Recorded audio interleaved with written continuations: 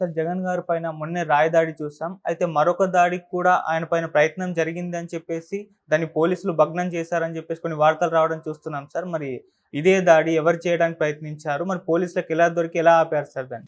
నిన్న యాక్చువల్‌గా 2 సంఘటనలు చోటు చేసుకున్నాయి. ఒకటేమో వీళ్ళ విడిది ఉన్న దీంట్లోకి ఒక అబ్బాయి తాగి ఎంటర్ అవ్వడానికి ట్రై చేస్తున్నాడు. ఓకే. అతని జోబిలో ఒక రాయి పోలీసులకు దొరికింది.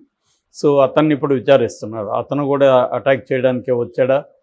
లేకపోతే మందులో అతనికి ఏం తెలియదా అనేది, అంటే ఒక ప్లాన్‌తో వచ్చాడా? లేకపోతే తాగేసి అతనికి ఏం తెలియని పరిస్థితుల్లో రాయి జోబులో పెట్టుకొని వచ్చాడా? అనేసి విచారిస్తున్నారు. సో అది కరెక్ట్‌గా దాడి చేయడానికే వచ్చాడా? లేదా అనేది ఇంకా తెలీదు. ఏదేమైనా అది ఆందోళన కలిగించే విషయమే. ఎందుకంటే ఆల్రెడీ సెక్యూరిటీ ఉన్నప్పుడు మామూలుగా ఇప్పుడైతే జగన్‌కి ఇంకా సెక్యూరిటీ టైట్ చేశారు. నైట్ బస్ చేసే ఏరియాలో సిఐఎస్ఎఫ్ అని కూడా పెట్టారు. ఇంతకుముందు ఆక్టోపస్ ఉండేది. ఇప్పుడు ఆక్టోపస్‌తో పాటు CISF central industrial security force దాన్ని కేంద్ర ప్రభుత్వం నియమించింది. అట్లాగే లోకల్ పోలీసులు కానీ ఆయనకి జడ్ సెక్యూరిటీ ఉంది కాబట్టి వాళ్ళందరూ కూడా చాలా అప్రమత్తంగా ఉన్నారు. ఏరియాస్ అంతా కార్డన్ ఆఫ్ చేయడం, 4-5 అంచెల భద్రతా వ్యవస్థను నెలకొల్పడం ఇవన్నీ చేస్తున్నారు. ఇంత ఇదున్నా కూడా అబ్బాయి ఎలా వచ్చాడనేది ఒక ఆందోళన కలిగించే విషయం. రెండవ ఇన్సిడెంట్ ఏంటంటే, వీళ్ళ కాన్వాయ్ వెళ్తున్నప్పుడు వెనక నుంచి ఒక అతను బైక్తో వేగంగా వచ్చి ఆ కాన్వాయ్ని ఢీకొన్నాడని, ఆ అబ్బాయికి సీరియస్ గాయాలైనాయని చెప్తున్నారు.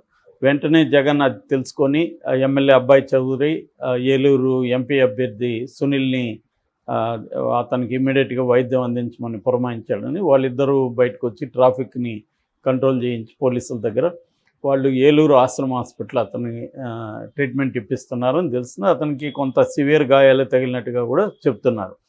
సో అతను మంచిగా మాట్లాడే పరిస్థితి వస్తే అతను ఎందుకు వచ్చాడు? యాక్సిడెంట్కి అయితే వచ్చే ఛాన్స్ తక్కువ. ఎందుకంటే సెక్యూరిటీ పోలీసులు ఉంటారు. అంత వేగంగా అప్పటికే వదిలేరు వెహికల్స్ని. బాగా దూరం వెళ్ళినాక కానీ వెహికల్స్ని రోడ్డుని ఆపేస్తుంటారు కదా, రోడ్ల వెహికల్స్ని. సో అబ్బాయి ఎక్కడి నుంచి వచ్చాడు? అది ఎలా సాధ్యమైంది? రేపొద్దున అతను అంత దగ్గరికి కాన్వాయ్ని ఢీకొన్నాడంటే అక్కడ ఏ బాంబో వేయచ్చు కదా, ఏ గ్రెనేడో బాంబో విసిరే అవకాశం ఉంటుంది.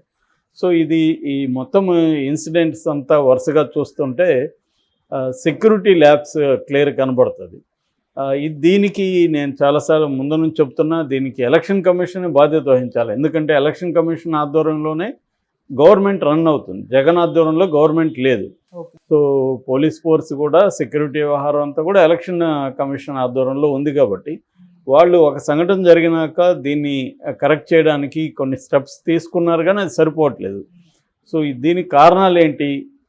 దీన్ని ప్రివెంట్ చేయాలంటే ఏం చేయాలి? ఎందుకంటే జగన్ ఒక్కడే కాదు కదా, ఇప్పుడు పవన్ కళ్యాణ్ జనంలో ఉన్నాడు, లోకేష్ జనంలో ఉన్నాడు, చంద్రబాబు జనంలో ఉన్నారు. వీళ్ళందరూ జనంలో ఉన్నప్పుడు ఇంత ఈజీగా అప్రోచ్ అయ్యి అటాక్ చేసే పరిస్థితి ఉంటే అది వెరీ సివియర్ ఛాలెంజెస్కి దారితీస్తుంది. ఇంకొకటి ఏంటంటే, వీళ్ళందరూ కూడా సెక్యూరిటీ కంటే కూడా జనంలోకి కలవడానికే ఎక్కువ ఇంట్రెస్ట్ చూపిస్తారు. ఎందుకంటే ఎలక్షన్ టైంలో ప్రజలతో ఎంత దగ్గరగా వెళ్తే అంత మంచిదనేది ప్రతి రాజకీయ నాయకుడు అనుకుంటాడు. మనం చూస్తున్నాం కదా, వాళ్ళ ఇళ్ళలోకి వెళ్ళడం, కాఫీలు పెట్టడం, టీలు పెట్టడం, బజ్జీలు వేయడం, రకరకాల విన్యాసాలు రాజకీయ నాయకులు చేస్తారు. సో ఇలాగ చేయాలంటే సెక్యూరిటీ కష్టం వాళ్ళకి. అంత సెక్యూరిటీ ఇవ్వడానికి పోలీస్ ఫోర్స్ కూడా సరిపోదు కదా. సో పోలీస్ ఫోర్సు, అప్పటికి పారామిలిటరీ ఫోర్సెస్, అనేక రకాల సెక్యూరిటీ ఫోర్సెస్ ఇస్తున్నారు. రిజర్వ్ పోలీసు మొత్తం రంగంలోకి దించినా కూడా సరిపోదు ఎలక్షన్కి. ఎందుకంటే దేశవ్యాప్తంగా జరుగుతుంది కాబట్టి వేరే రాష్ట్రం తెప్పించుకోవడం కూడా కష్టమవుతుంది. సో ఈ కాంటెక్స్ట్లో ఇప్పుడు ఈ సెక్యూరిటీ రిస్క్ సంబంధించి జగన్ది చాలా ఆందోళనకరంగా ఉంది. ఆల్రెడీ ఒకసారి జరిగింది, ఇప్పుడు 2 సంఘటనలు జరిగాయి. ఈ 2 సంఘటనలు కూడా ఖచ్చితంగా సెక్యూరిటీ బ్రీచ్ అని అయితే చెప్పచ్చు. అంటే వాళ్ళు ఈ బైక్ అతను అయితే నిజంగానే అతను ఏదన్నా ఉద్దేశంతో వచ్చి ఢీకొన్నాడా, లేకపోతే పొరపాటు అయితే కూడా అతను ఎలా అంత స్పీడ్గా వదిలారు, ఇవన్నీ ప్రశ్నలు. దీనికి బాధ్యత వహించాల్సింది పోలీసులే వహించాలి. సో వాళ్ళైతే ఇంకా ఏం స్టేట్మెంట్లు ఇవ్వలేదు. ఇవన్నీ కూడా ఏంటంటే లోకల్గా అక్కడ ఉన్న జర్నలిస్టులు వాళ్ళు రాస్తే అది స్ప్రెడ్ అవుతుంది తప్ప అఫిషియల్గా పోలీస్ స్టేట్మెంట్లు ఇవ్వాల్సిన అవసరం ఉంది. వాళ్ళు ఫస్ట్ వచ్చి ఎలక్షన్ కమిషన్ నివేదిక సబ్మిట్ చేస్తారు. ఎలక్షన్ కమిషన్ నివేదిక చూసిన తర్వాత ఎలక్షన్ కమిషన్ తగిన ఇన్స్ట్రక్షన్స్ ఇస్తుందన్నమాట.